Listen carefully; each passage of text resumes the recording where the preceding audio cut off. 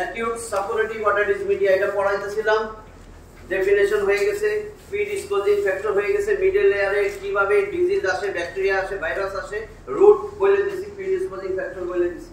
এরপরে আসছিল ইটিওপ্যাথোলজি। কি প্যাথোলজিক্যাল চেঞ্জ হয় আর কি কি সাইন সিম্পটম হয় রোগীর। এই ইটিওপ্যাথোলজি এখানে বলছিলাম the disease runs through following stages.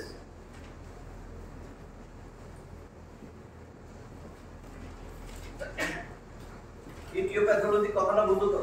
Aetiology কারণ, প্যাথোলজি কি চেঞ্জ হয়।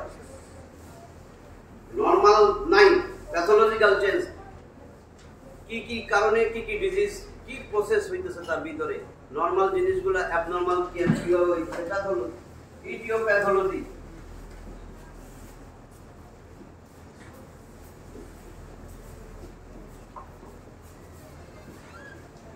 The disease runs through following stages.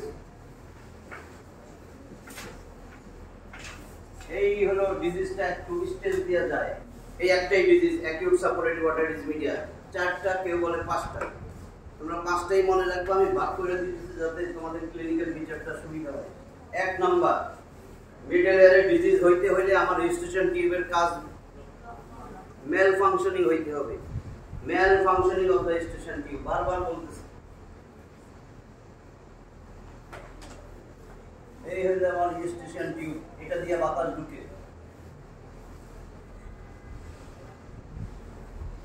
বাইরের বাতাসের চাপ, মিডল এয়ারের বাতাসের চাপ, এটা ইকুইলিব্রিয়াম মেইনটেইন করে রেজিস্ট্রেশন টিউব। তাহলে আমার এক নম্বর কজ, এই ডিজিজটা তখনই শুরু হবে যখন রেজিস্ট্রেশন টিউব বন্ধ হয়ে যাবে। তাহলে সর্দি কাশিতে রেজিস্ট্রেশন টিউবের যে লাইনিং সেগুলো ফুলে ইডিমা হয়, লাইনিং এপিথেলিয়াম, সিলিয়েটেড কলামনার, এগুলা ইডিমা হয়ে বন্ধ হয়ে যাবে। টিউব বন্ধ হলে মিডল এয়ারে যে বাতাস থাকে, বাতাস একসময় ইউজড আপ হয়ে যাবে, আর তো বাতাস নাই। তাহলে মিডল এয়ারে নেগেটিভ প্রেসার তৈরি হয়। নেগেটিভ প্রেসার হইলে টিম্প্যানিক মেমব্রেন যখন লাইট ফলায় দেখবো বিভিন্ন জায়গায় রিট্রাকশন, ভিতরে দুইটা আছে, এটা রিট্রাকশন পকেটের মতো হয়ে থাকে, ভিতরে কি হবে গর্তের মতো লাগে, রিট্রাকশন নেগেটিভ প্রেসারের জন্য।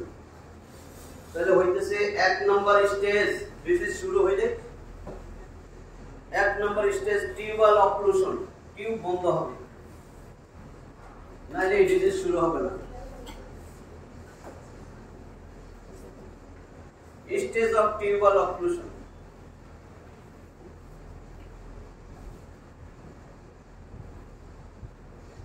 Stage of tubal occlusion. তাহলে স্টেজ, এই প্রথম স্টেজে কি হবে? Edema and হাইপেরেমিয়া of the,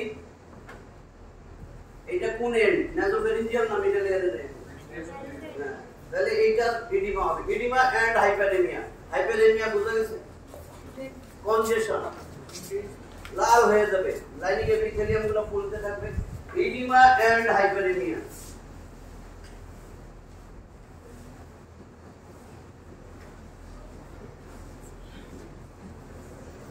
of nasopharyngeal end of the eustachian tube.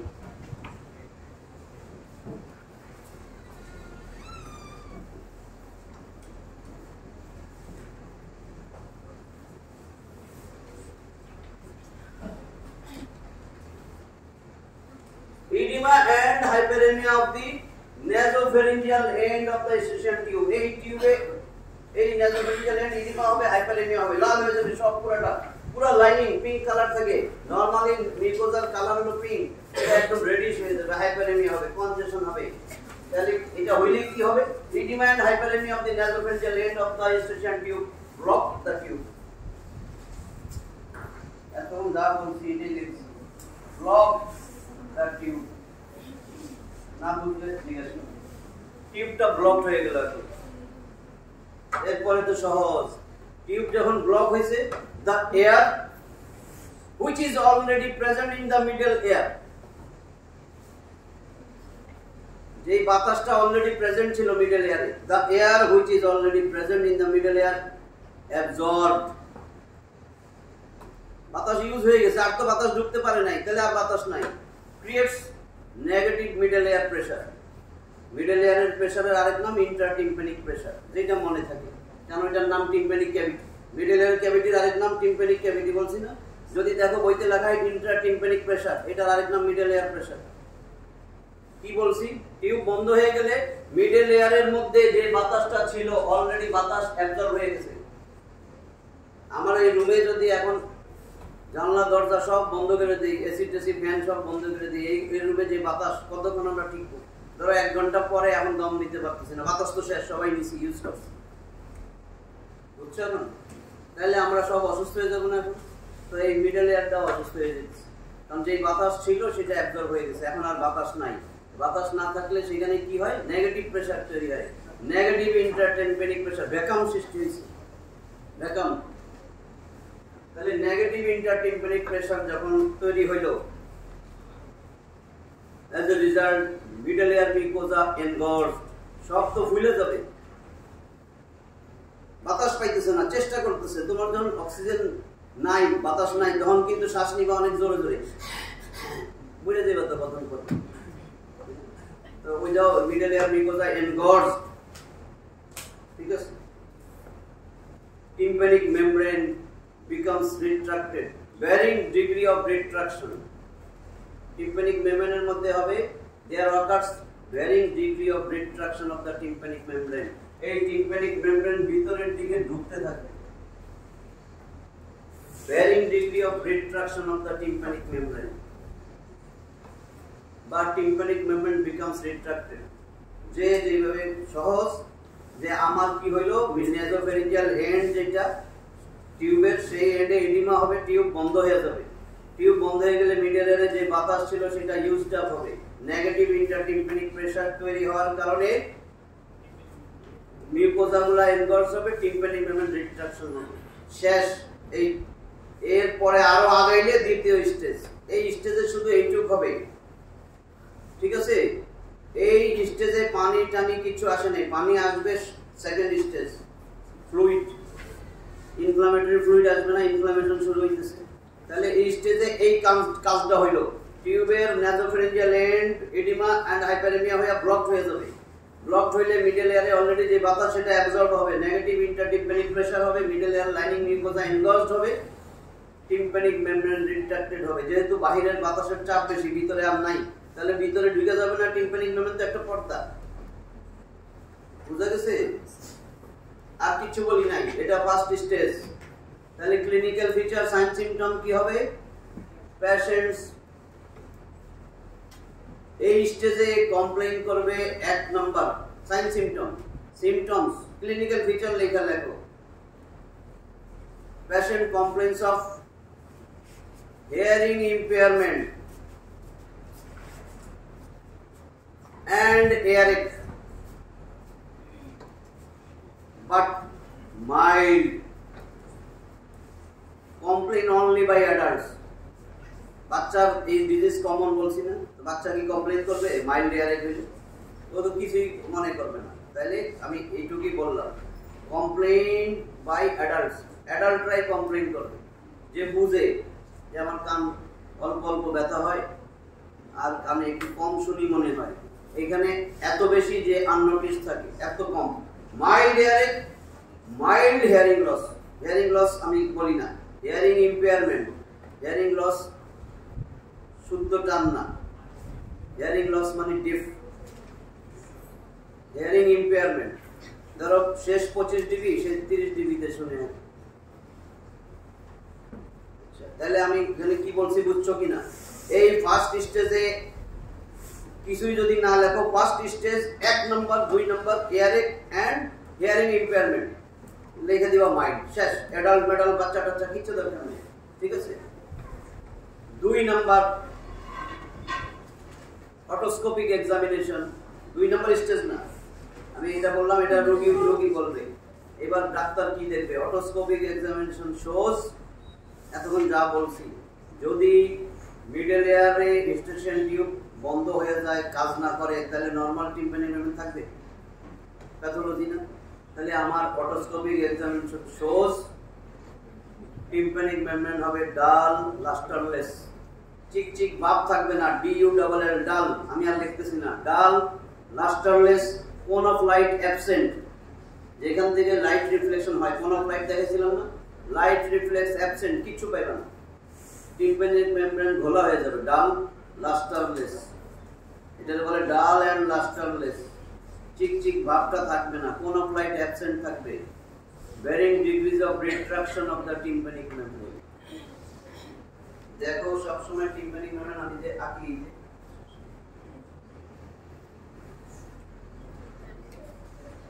এই টিম্প্যানিক মেমব্রেন, এই টিম্প্যানিক মেমব্রেনের মিডল লেয়ারের মধ্যে থাকে বসানো হ্যান্ডেল অফ দ্য মেলিয়াস, এই হ্যান্ডেল অফ দ্য মেলিয়াস। এখন টিম্প্যানিক মেমব্রেন যদি রিট্রাক্টেড হয়, হ্যান্ডেল অফ দ্য মেলিয়াস এরকম হরাইজন্টাল হয়ে যাবে। এটা যদি রিট্রাকশন হয়, ধরো এই পর্দা, এটা রিট্রাকশন হয়ে গেল ভিতরে, এর সাথে হ্যান্ডেল অফ দ্য মেলিয়াসটা হরাইজন্টাল দেখা যাবে। যখনই রিট্রাক্টেড টিম্প্যানিক মেমব্রেন রিট্রাকশন হয় ভিতরে, এটা পর্দা এরকম, এখানে হ্যান্ডেল অফ দ্য মেলিয়াস, এই হ্যান্ডেল অফ দ্য মেলিয়াস আছে নরমাল। এটা যদি এরকম হয় তো handle of the malleus horizontal হবে না, এটা বলছি। Horizontal handle of the malleus যদি দেখো, বোঝা যাবে যে টিম্প্যানিক মেমব্রেন তো ঠিক নাই, এটা তো রিট্রাকশন।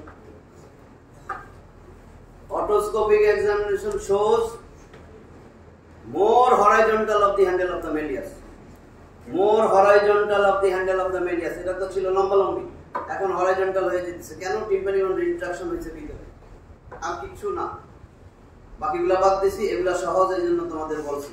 তাহলে আমার লাইট ফেললে দেখা যাবে টিম্প্যানিক মেমব্রেন ডাল লাস্টারলেস। এটা এই জন্যই বললাম, এটাও তোমার পরীক্ষা খাতায় লেখার দরকার নেই।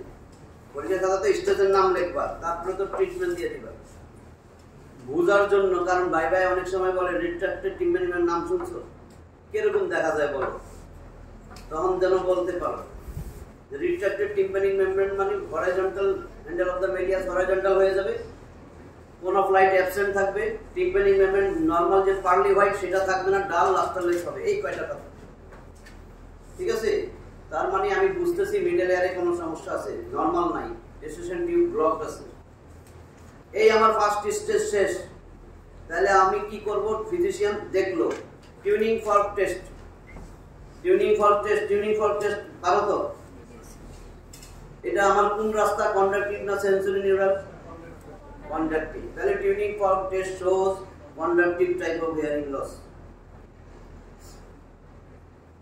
এইটুকে সমস্যা নাই তো? টিউনিং ফর্ক টেস্ট আমরা কি কি করি?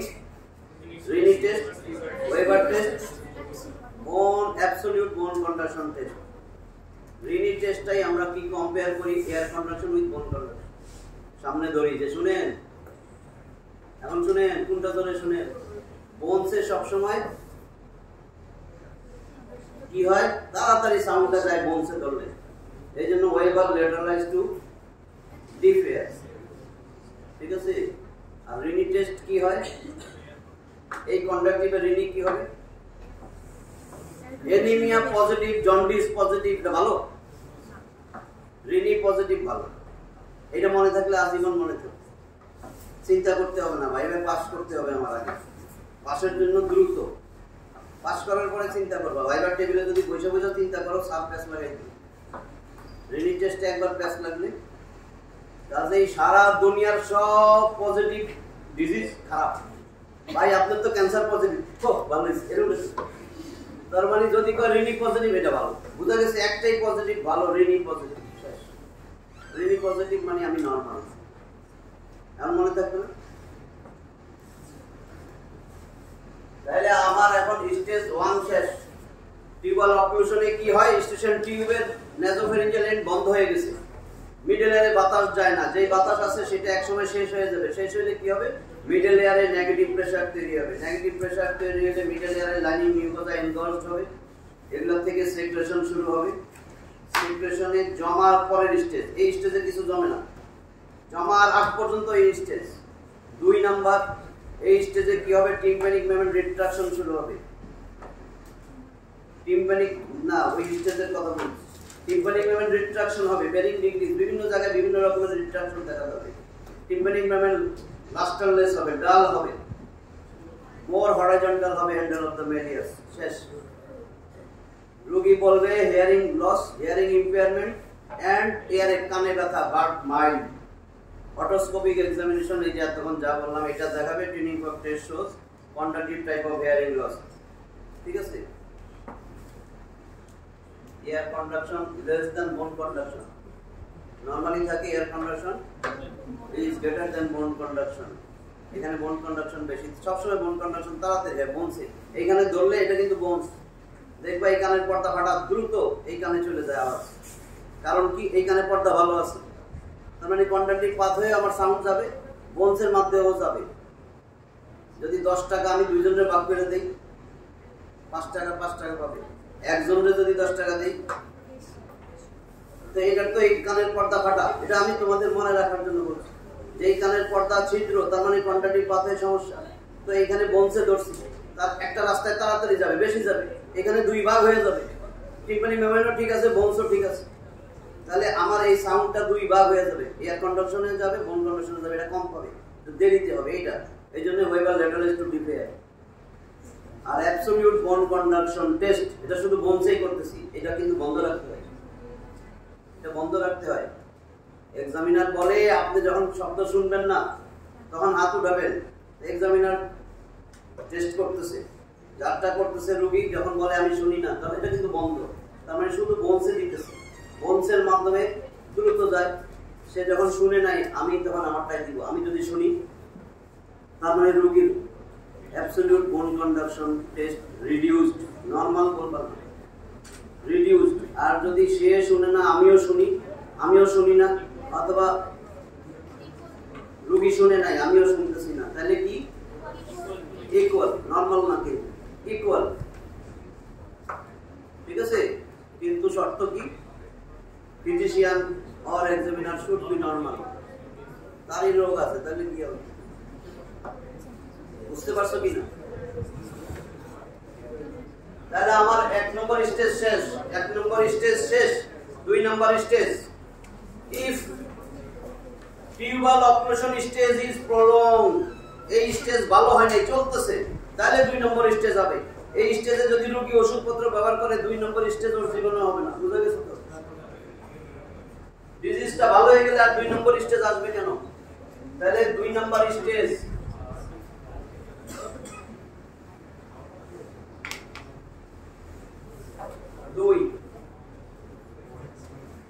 Stage of pre suppuration, pus হওয়ার আগের স্টেজ। এখন পানি জমতে জমতে ব্যাকটেরিয়া ঢুকবে, যায়া পুজ হবে, পুজ হইলে আরেকটা স্টেজ, পুজ হওয়ার আগ পর্যন্ত এই স্টেজ, এটারে বলে stage of pre suppuration.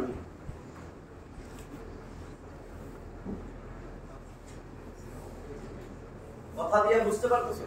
Pre suppuration pus হওয়ার আগের stage. Tubal occlusion, if tubal occlusion is prolonged, তাহলে কি হবে? আমার সেকেন্ড স্টেজ হবে। যদি টিউবাল অক্লুশন স্টেজটা প্রলং করে, চলতে থাকে, ভালো হয় নাই চলতেছে, তাহলে কি হবে?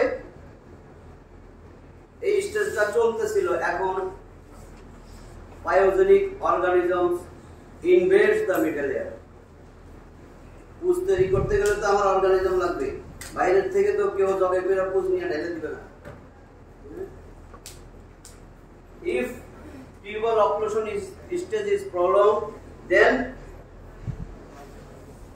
pyogenic organisms invades the middle ear cavity, causing,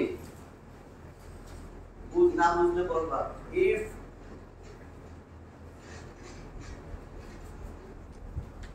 লিখলে তো ক্লাস শেষ হয়ে যাবে, বুঝছো তো নাকি?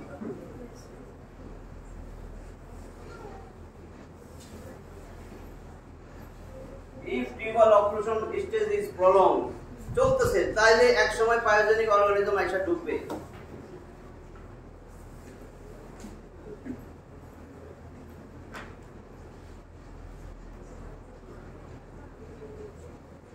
Invade middle ear, middle ear cavity তে ঢুকবে, pyogenic organism invades the middle ear cavity। কেমনে ঢুকে? 5টা লাইন বলছিলাম না, 4টা।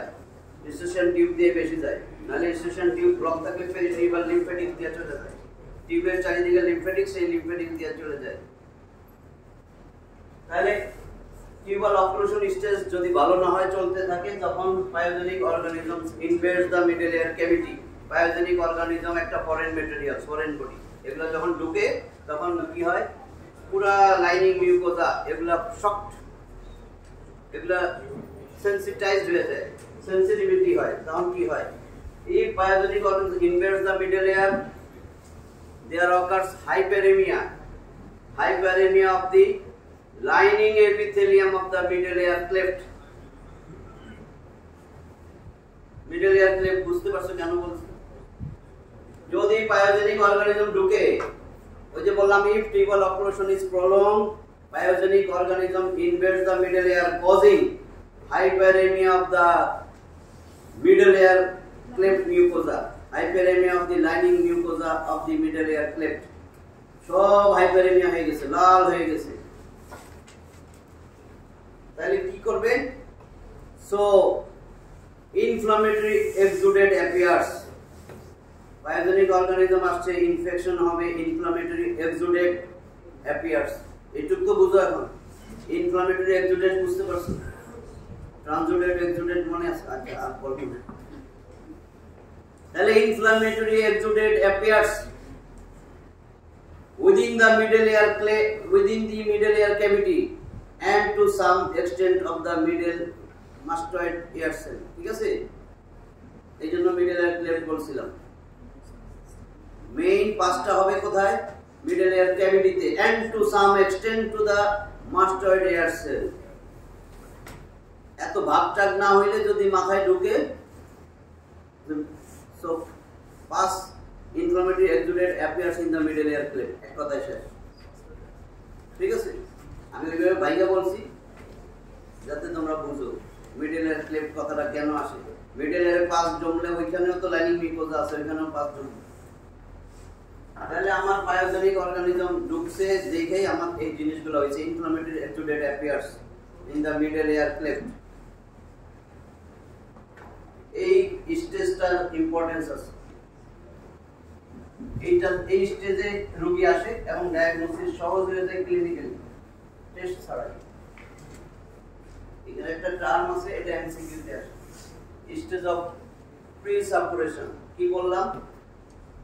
হাইপারেমিয়া হইতেছে। হাইপারেমিয়া মানে লাল হয়ে যাওয়া, রেডনেস, কনজেশন।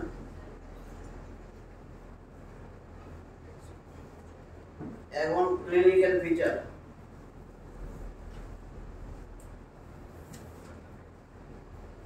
সিভিয়ার এয়ারিক, ওখানে বলছিলাম mild. Severe earache, hearing loss,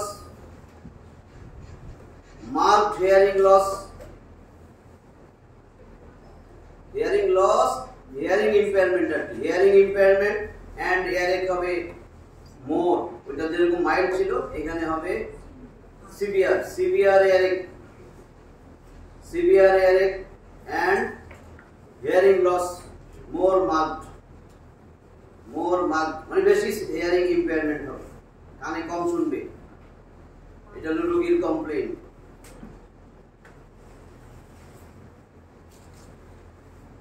body temperature raised, that means fever. Patient develops fever, especially in children. বাচ্চাদের জ্বর।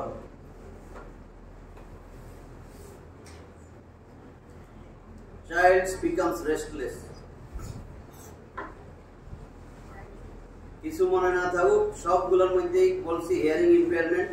ওইখানে মাইল্ড এয়ারিক, মাইল্ড, এখানে severe. Severe earache, marked hearing loss. এইটুকু তো মনে থাকবে। বাচ্চাদের ক্ষেত্রে জ্বর দেখা দিবে। Otoscopic examination shows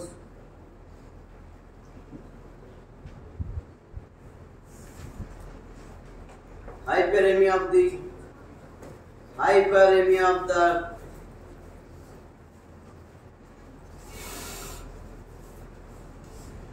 tympanic membrane। tympanic membrane पूरा लाल है। और otoscopic examination shows congested tympanic membrane, যেটা বলো hyperemia or congested tympanic membrane।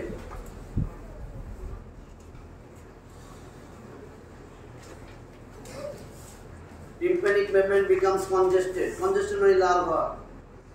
এখানে ভাগ আছে, ভাগ তো দরকার নেই। পার্স প্লাসিডা পরে হয়, আগে হয় পার্স টেন্সা। পার্স টেন্সা পড়ো না?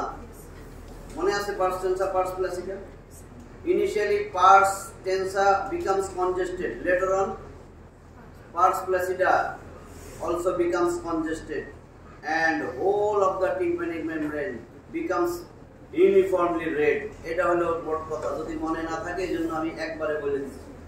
Initially প্রথম দিকে pars tensa লাল হয়ে যায়, congested হয়।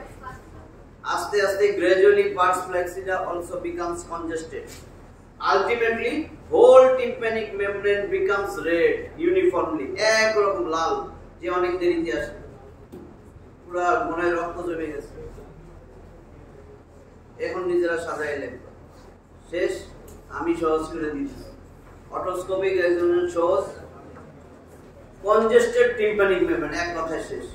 Congested কঠিন লাগলে hyperemia or redness of the tympanic membrane. Tympanic membrane becomes red. Uniformly red, পুরোটাই পুরো লাল হয়ে গেছে। এখানে একটা কথা এই যে এখন ওএমইতে বলছিলাম এই লিস্ট অফ ব্লাড ভেসেল, মনে আছে?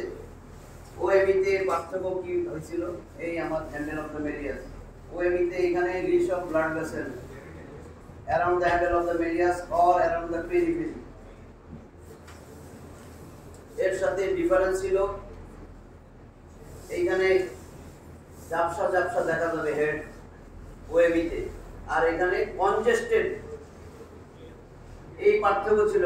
এখন অ্যাকিউট সাপোরেটিভ অর্টাইটিস মিডিয়া যখন দেখবা, হ্যান্ডেল অফ দ্য মেলিয়াসের চারিদিকে দেখা যায় ব্লাড ভেসেল কনজেস্টেড, লাল লাল, আর ওইখানে কিন্তু আবসা আবসা দেখা গেছে, চুলের মতো দেখা গেছে। লিশ এক গুচ্ছ, a leash of blood vessel.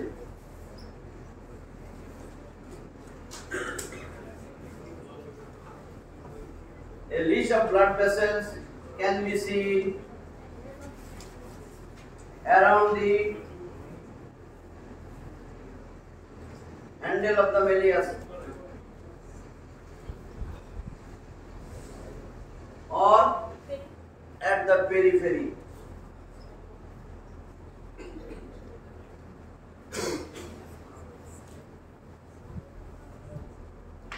Or at the periphery of the tympanic membrane.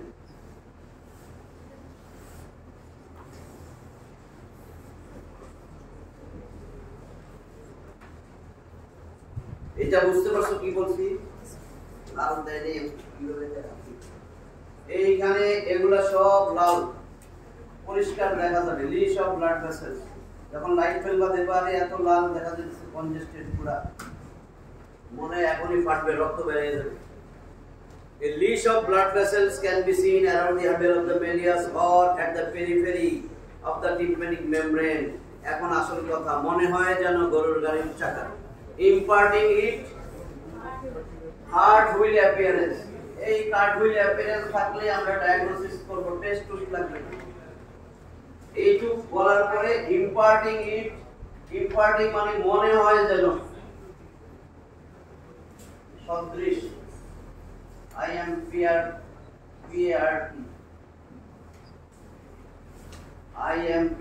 IMPARTING, imparting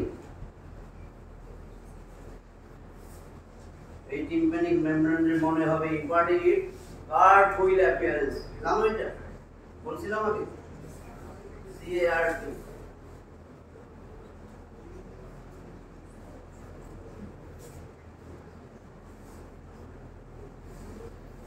এটা হলো clinically diagnostic criteria, cartwheel appearance। এটা শুধুমাত্র অ্যাকিউট সাপোরেটিভ অর্টাইটিস মিডিয়ায় সেকেন্ড স্টেজ, প্রি সাপোরেটিভ স্টেজে পাওয়া যাবে। cartwheel appearance, ঠিক আছে?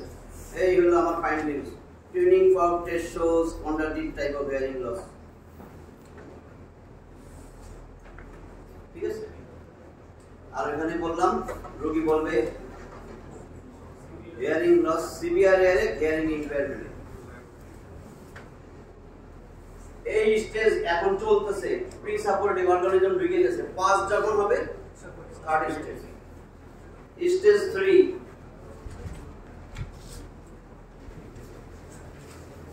Stage of suppuration.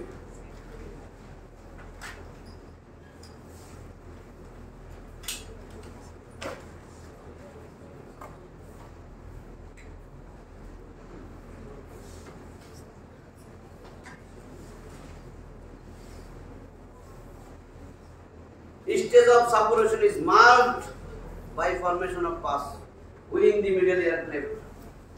এই স্টেজটা কখন শুরু হবে? যখন পাস ফর্মেশন হয়ে যাবে। Stage of suppuration is marked by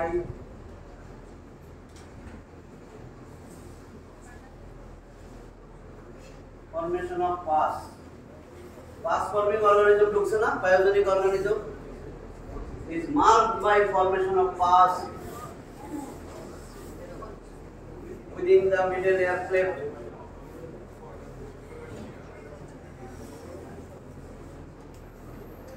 ঠিক আছে, বা মিডল এয়ার ক্যাভিটি, যার যেরকম সহজ হয়। তাহলে এই স্টেজটা শুরু হবে যখন পরিমাণ মতন পাস তৈরি হবে। It is marked by formation of pus within the middle ear cleft. এখন পাস তৈরি হয়েছে।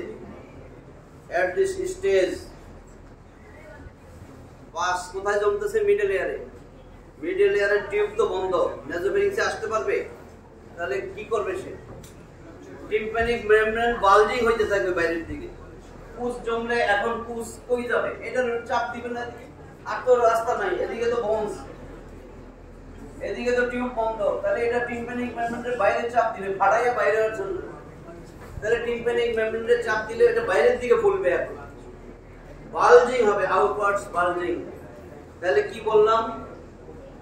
Stage of suppuration marked by formation of pus within the middle ear cavity. Pus formation হইতেছে। তাহলে কি হবে? Tympanic membrane becomes to bulge. Tympanic membrane becomes bulging. Bulging শুরু হবে। Tympanic membrane starts to bulging. যে এইভাবে বলো, Tympanic membrane starts to bulging. ঠিক আছে? কেন? যেহেতু পাস তৈরি হইতেছে। এই পাস আর কোনো জায়গা নাই যাওয়ার, টিউব বন্ধ। উপরে বোনস, পাশে বোনস। কোন দিক যাবে? নরম কোনটা? Tympanic membrane. টিম্প্যানিক মেমব্রেন ফুলাইতে থাকবে। Tympanic membrane starts to bulging. ঠিক আছে? বুঝতে কষ্ট হইতেছে? এখন যদি ভিতরে ইনফ্লামেশন, হাইপেরেমিয়া, টিম্প্যানিক মেমব্রেন ফুলতেছে, এই রোগীর অবস্থা কি হবে?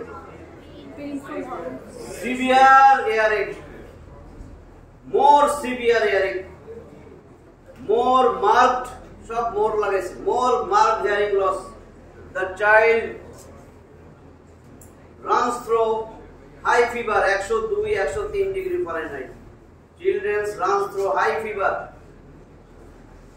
102-103 degree Fahrenheit with vomiting, even convulsion. With vomiting, even convulsion.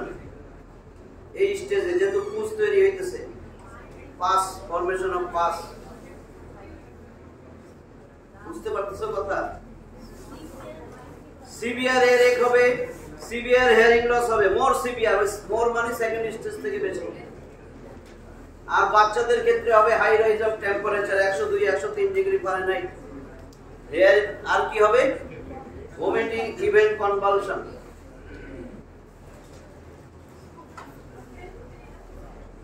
এইবার ফিজিশিয়ান দেখবে না, otoscopic examination shows bulged tympanic membrane tends to rupture at a certain point. যে এই তো ফাটবে যে কোনো সময়। আমরা রোগীরে বলে দেই যে কোনো সময় পর্দা ফাইটা পুষ পানি আসবে, ভয় পাইন না। এই ওষুধ ব্যবহার করতে থাকেন। পুষ পানি আসলে আবার দেখা করবেন।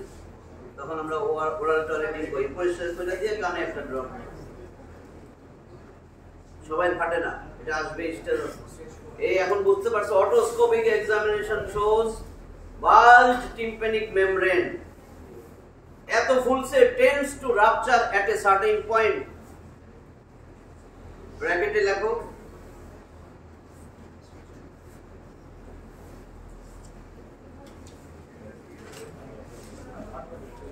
এই যে tympanic membrane এতক্ষণ কেমন ছিল, এখন এরকম হয়ে গেছে। দেখা যায় এইখানে, আমরা তো কলম দেয় না, এইখানে একটা স্পট দেখা যাচ্ছে।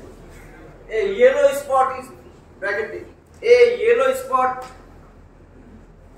can be seen on the bulged tympanic membrane where rupture is imminent. তুমি নিজেই বুঝবা, আরে tympanic membrane ফুলা, মাঝখানে একটা হলুদ স্পট দেখা যায়। ওই হলুদ স্পট দিয়ে ফাটবে। এটাই বলছি, a yellow spot can be seen on the bulged tympanic membrane where rupture is imminent, আসন্ন, যেখানে রাপচার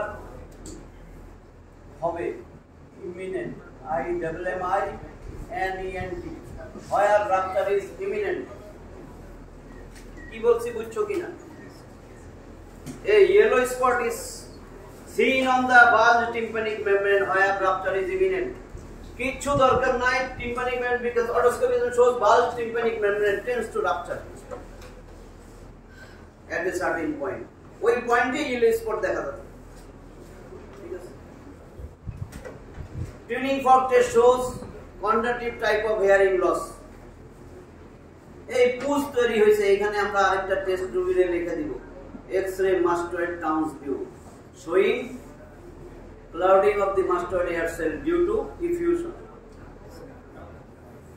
এটা তো অনেকবার বলছি না, X-ray mastoid Townes view, যতক্ষণ পর্যন্ত ফ্লুইড নাই OME তেও দিছিলাম, কিন্তু X-ray mastoid Townes view showing clouding of the mastoid hair cell। কেন ক্লাউডিং হবে? মিডল এয়ারে যতক্ষণ পর্যন্ত বাতাস আছে হানিকম অ্যাপিয়ারেন্স, মৌচাকের মতো, এটা হলো নরমাল। নরমাল হইলো হানিকম অ্যাপিয়ারেন্স দেখা যাবে। এক ছবি আছে না বারবার, হ্যাঁ, মাস্টারে এয়ার সেল আছে, এটা মৌচাকের মতো দেখতে না, মনে আছে কি না?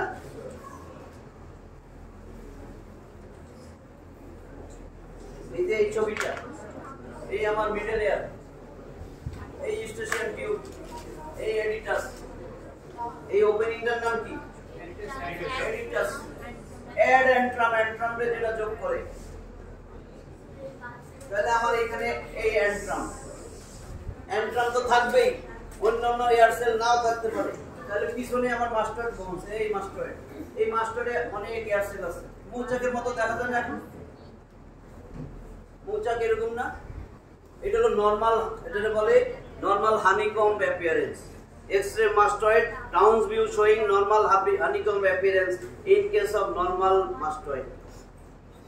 যখন তোমার পাস হয়, ফ্লুইড হয়, তাহলে পুরো মিডল এয়ার ক্লেফট, আমরা বলি না middle ear cleft, eustachian tube, middle ear cavity, aditus, mastoid antrum and air cell system, বারবার বলতেছি এটা হলো মিডল এয়ার ক্লেফট। এখানে পুজ হইলে পানি হইলে এখানেও জমে, তাহলে এক্সরে করলে আমার কি হবে? এখানে পানি থাকলে আর নরমাল হানিকম্ব অ্যাপিয়ারেন্স আসবে না, গোলা আসবে, ক্লাউডিং। তাহলে এখন এটাও পড়তেছি পাস, তাহলে X-ray mastoid Townes view showing clouding of the mastoid hair cell system। এবার ক্লিয়ার হয়েছে? 4 নাম্বার স্টেজ। এই রোগীর পর্দা কি হইতে পারে বলো তো? হ্যাঁ, ট্রিটমেন্ট না করলো না, বসে রয়েছে, ফাইটা পুজ বেড়ে যেতে পারে, অথবা না ফাইটাও ভালো হয়ে যেতে পারে। ঠিক আছে, যদি সে এডুকেট ট্রিটমেন্ট পায়, এই স্টেজে আসলো, ডাক্তার অ্যান্টিবায়োটিক দিয়ে দিছে, অ্যাপ্রোপ্রিয়েট ট্রিটমেন্ট দিয়ে দিছে, virulence of organism, body resistance তার ভালো, virulence of organism mild. Virulence of organism বুঝছো? অর্গানিজমটার থেকে তার শরীরের বডি রেজিস্ট্যান্স অনেক ভালো, তার উপর আবার এডিকুয়েট অ্যান্টিবায়োটিক থেরাপি পাইছে, রোগীটার দেখা যায় টিম্পানিক মেমব্রেন রাপচার না হইয়া ভালো হয়ে গেছে। আবার কিছু রোগী ট্রিটমেন্টও পাইতেছে, body resistance poor, high virulence organism, দেখা যায় টিম্পানিক ফাইটে গেছে, আবার আসছে ডাক্তারের কাছে, পর্দা ফাটা, কি হয়েছে?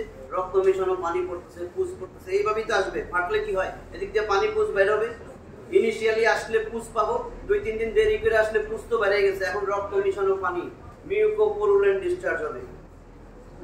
শুনো আগে, তাহলে আমার সামনে বসলাম, আমি ওরাল টয়লেটিং দিয়ে আবার আগের অ্যান্টিবায়োটিক দিলাম, এবার একটা লোকাল অ্যান্টিবায়োটিক ড্রপও দিব, আমি ট্রিটমেন্টে বলবো। এতক্ষণ পর্দা ফাটার আগ পর্যন্ত কি ড্রপ দিব? পর্দা তো ফাটে নাই, তাহলে ড্রপটা কোথায় কাজ করবে? কান তো ড্রাই, ঠিক আছে, পর্দা ফাটলে না পুজ বেরোবে। আর আমি যদি এখন ড্রপ দেই, পর্দা তো ফাটে নাই, মিডল এয়ারে ড্রপ যাবে, তাহলে যখন পর্দা ফাটা অবস্থায় আসবে তখন আমি ড্রপ দিব, যে মিডল এয়ারে তো পুজ টুজ আছে, এখনো অর্গানিজম আছে, সব কিল হোক। ঠিক আছে, তাহলে 2 অবস্থায় আসতে পারে, পর্দা ফাটায়ও আসতে পারে, পর্দা ভালো হয়ে যাইতে পারে, এই অবস্থায় আসতে পারে, পর্দা ফাটার পরে ডিসচার্জ নিয়ে আসতে পারে। তাহলে স্টেজ 4, স্টেজ অফ রেজলিউশন, ভালো হওয়ার স্টেজ। Stage 4.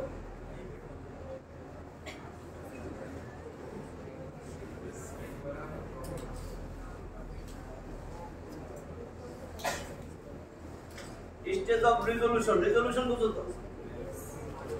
Resolved ভালো হয়ে যাওয়া resolution. Stage of resolution. Stage of resolution may take place by two ways. By rupturing tympanic membrane, without rupturing tympanic membrane. বুঝা গেছে? এই রোগীর কান ভালো হয়ে যেতে পারে, ডিজিজটা পুরো ভালো হয়ে যেতে পারে কিভাবে? By rupturing the tympanic membrane or without rupturing tympanic membrane. Stage of resolution may take place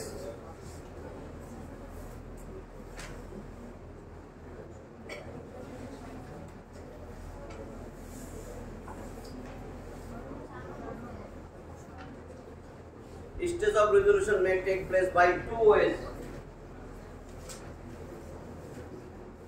Act after rupturing the tympanic membrane.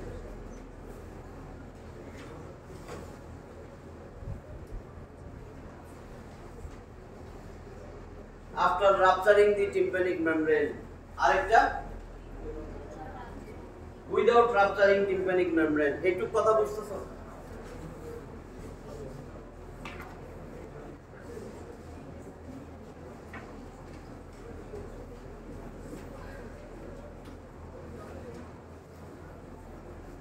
Resolution may take place by two ways.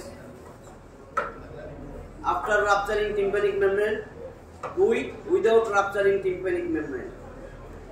তাহলে after rupturing tympanic membrane কি হবে? এটার আন্ডারে after rupturing the tympanic membrane, all the pus evacuated from the middle ear cavity. Pus তো সব বাইরে যাবে. Fever comes down. Earache subside.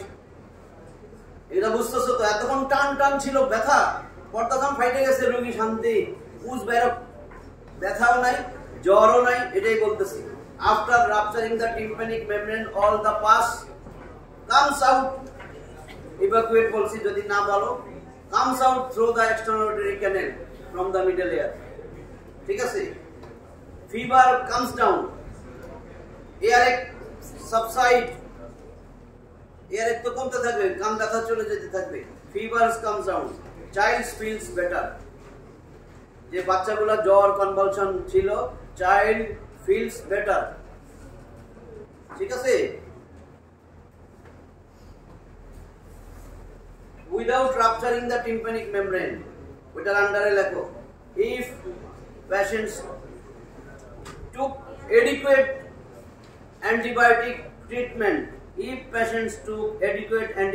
treatment, resolution may take place without rupturing the tympanic membrane.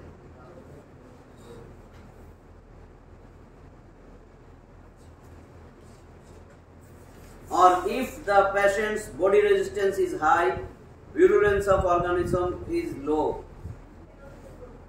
If patient's body resistance is high or virulence of organism is low, then resolution take place without rupturing tympanic membrane. ওইটা কেন হইল সেটার কারণ এগুলি। যদি organism দুর্বল হয়, virulence of organism low R body resistance is high, then পর্দা না ফাইটেই ভালো হয়ে যাবে। Then resolution may take place without rupturing the tympanic membrane. R after rupturing tympanic rupture কেন হবে? এখানে cause if virulence of organism is low, high, virulence of organism high, patient's body resistance is poor. ঠিক আছে? এখন if patient comes after rupturing the tympanic membrane, তাহলে কি হবে? Otoscopic examination shows without rupturing তো দরকার নেই, আমার তো ভালো হয়ে গেছে। After rupturing, if patient comes after rupturing the tympanic membrane, otoscopic examination shows there is discharge within the external auditory canal. External auditory canal e to discharge পাওয়া যাবে। Initially purulent, later on mucopurulent. Mucosa সহ mucus secretion চলে যাবে। এইটুকু বুঝছো? ঠিক আছে, এই আমার স্টেজ অফ রেজলিউশন, দুইটাতেই রেজলিউশন হবে আফটার রাপচারিং টিম্প্যানিক মেমব্রেন। তাহলে প্যাশেন্টের fever comes down, child feels better, earache subsides, আর কি হিয়ারিং ইম্পেয়ারমেন্ট যেটা ছিল hearing gain, gradually hearing becomes normal. ঠিক আছে, হ্যাঁ ওইটা স্পন্টেনিয়াস হিলিং হয়ে যায়। অটোস্কোপিক এক্সামিনেশন কি বলতেছিলাম, after rupturing the tympanic membrane otoscopy shows there is discharge, ওর কথা বলাতে মনে পড়ছে একটা পয়েন্ট বাদ গেছে। 2 number, small central perforation can be seen on pars tensa। pars tensa একটা স্মল পারফোরেশন ছাড়া পাস বাইরে হবে কেমন, রাপচার বলছি না, তাহলে কি হবে সেন্ট্রাল পারফোরেশন। পার্স টেন্সায় যত পারফোরেশন হয় সব সেন্ট্রাল পারফোরেশন নিয়ে পরে পড়াবো, বলছিলাম মনে একবার। সেন্ট্রাল পারফোরেশন সেন্টারে না, পার্স টেন্সার যেখানেই থাকুক পার্স টেন্সার, এই যে পার্স টেন্সার, এটা তো পার্স প্লাসিডা, এটা বুঝো তো, এইখানেও সেন্ট্রাল পারফোরেশন, এটাও সেন্টার, এটাও সেন্টার, এটাও সেন্টার, এটা বলে সেন্ট্রাল। সেন্ট্রাল পারফোরেশন 3 ধরনের পারফোরেশন আমরা আঁকতে দেই পরীক্ষার সময়। সেন্ট্রাল পারফোরেশন এটা মার্জিনাল পারফোরেশন, এটা অ্যাক্টিভ পারফোরেশন। আমি এটা আলাদা পড়াবো, এখন এখানে স্টেজটাই শেষ করতে পারলাম না। আফটার রাপচারিং টিম্প্যানিক মেমব্রেন কি হবে, পেশেন্টের ডিসচার্জ নিয়ে আসবে। আর অটোস্কোপিক এক্সামিনেশন করলে দেখা যাবে কানে এক্সটার্নাল ক্যানেলে ডিসচার্জ আছে, আর টিম্প্যানিক মেমব্রেনে পার্স টেন্সায় পারফোরেশন আছে। টিম্প্যানিক মেমব্রেনের পার্স টেন্সায় পারফোরেশন আছে, অ্যাকিউট সাপোর্টিভ অটিস মিডিয়ায় কখনোই এইখানে পারফোরেশন হয় না, তাতে পার্স টেন্সায় পারফোরেশন হবে, এটারে বলে central perforation. Otoscopic examination shows central perforation in the pars tensa. ঠিক আছে, স্টেজ অফ কমপ্লিকেশন, রিজলিউশন যার হবে না তার তো কমপ্লিকেশন দেখা দিবে, তাহলে আরেকটা স্টেজ রয়ে গেছে, stage of complication, 5 number stage. এর বুঝছো কিনা, stage of complication.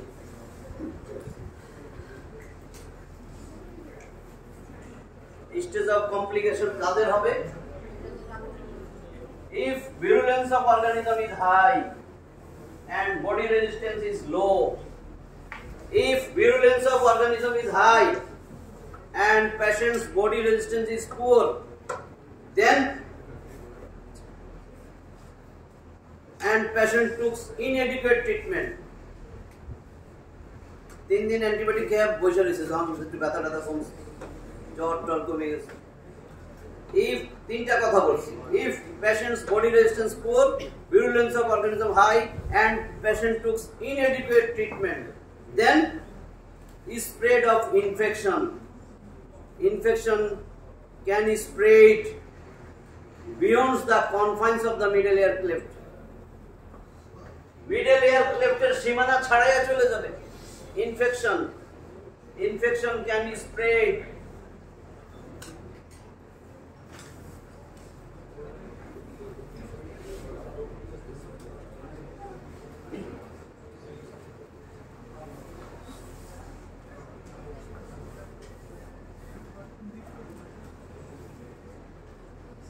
beyond the confines, সীমানা, beyond the confines of middle ear cleft। না বুঝলে বলো, এটা বুঝছো? মিডল এয়ার ক্লেফটের যা সীমানা আছে, মিডল এয়ার ক্লেফটে কি কি আছে জানো, এর উপরে রুফ ভাঙা চলে যাবে টেম্পোরাল লোবে। ঠিক আছে, ফেশিয়াল নার্ভে খেয়ে ফেলবে, মিডল এয়ারে ফেশিয়াল নার্ভ আছে না, হরিজন্টাল পার্ট, ভার্টিক্যাল পার্ট। তাহলে infection can spread beyond the confines of the middle ear cleft, middle ear ক্লেফটের সীমানা ছাড়াইয়া স্প্রেডিং হবে infection, causing extracranial and intracranial complication, resulting extracranial and intracranial complication.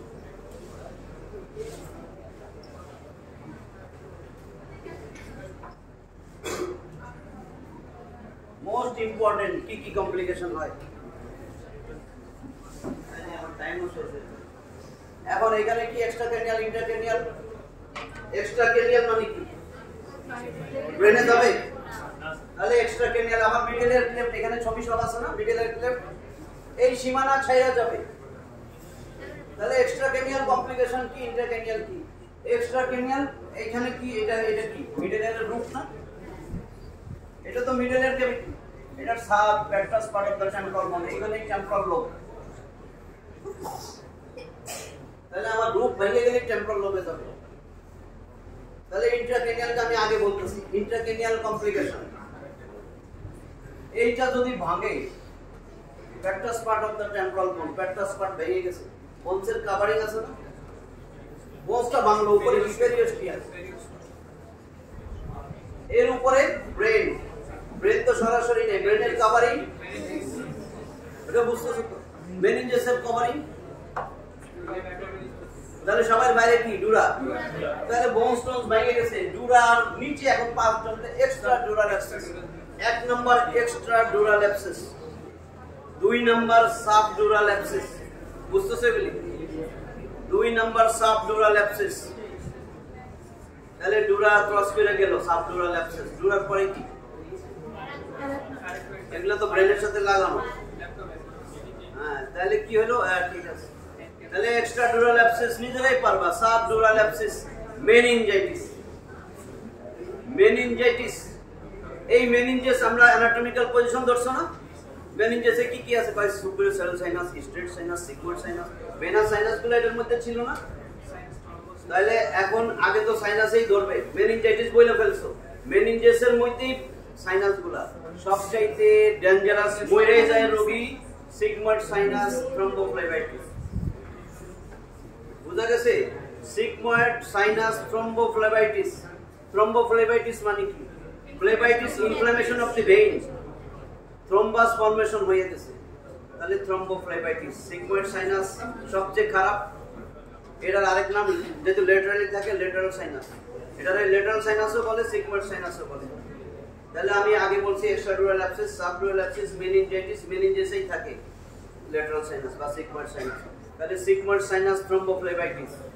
এইবার ব্রেনটারে ধরবে, এটা তো ব্রেনের উপরে, তাহলে ব্রেন অ্যাবসেস। এনকেফালাইটিস লাগো আগে, তারপরে ব্রেন অ্যাবসেস। এনসেফালাইটিস, এনকেফালাইটিস, এক একজন একটা উচ্চারণ করে, যায় যা মন চায় করবে, এনসেফালাইটিস বা এনকেফালাইটিস। এরপরে কি? Brain abscess. ব্রেন অ্যাবসেস সবচেয়ে বেশি হয় টেম্পোরাল লোবে, সেরিবেলামে হয় কম, 2:1। এটা বাইবার question, cerebellum, cerebrum is to cerebellum. Cerebrum মানে টেম্পোরাল লোব, সেরিব্রামে টেম্পোরাল লোব, কারণ মিডল এর উপরে টেম্পোরাল লোব থাকে, frontal lobe, temporal lobe, occipital lobe. তাহলে সেরিব্রাম ইস টু সেরিবেলাম 2:1, এটা বাইবার কোশ্চেন। দ্বিগুণ হয় সেরিবেলামের থেকে, দ্বিগুণ হয় সেরিব্রামে। সেরিব্রাম বলতে টেম্পোরাল লোব, ঠিক আছে? টেম্পোরাল লোব অ্যাবসেস, এক কথায় টেম্পোরাল লোব অ্যাবসেস। তারপরে আর না হইলেও চলবে। তাহলে আমার এটা হলো ইন্ট্রাক্রেনিয়াল। এক্সট্রাক্রেনিয়াল কমপ্লিকেশন, এক্সট্রাক্রেনিয়াল এই এর ভিতরেই রয়েছে আপনার এই হলো প্রমোটারি, প্রমোটারির উপরে horizontal part of the facial nerve. Facial nerve এইভাবে ক্রস করে, ফেশিয়াল নার্ভ দয়ের মতন। এটা যদি আমার এই পাশের কান, যদি এই পাশের কান হইতো এরকম দাও, এটা first part, second part, third part পড়ছিলা কিন্তু পিডি 84। হ্যাঁ, সব টিচাররা যতই বলুক দত্ত দত্ত দত্ত সবচেয়ে খবিশের বই, দত্ত দিয়ে কেউই কিছু শিখতে পারে নাই। যেগুলা ঢং করার জন্য টিচার হয় সেগুলাই বলে দত্ত বই। পিডি 84 সারা জীবন কাজে লাগবে, মিলাইও। ঠিক আছে, পিডি 84 এর একটা ছবি ছিল, আমি এই কানে রাখছি এই জন্য এটা দাও,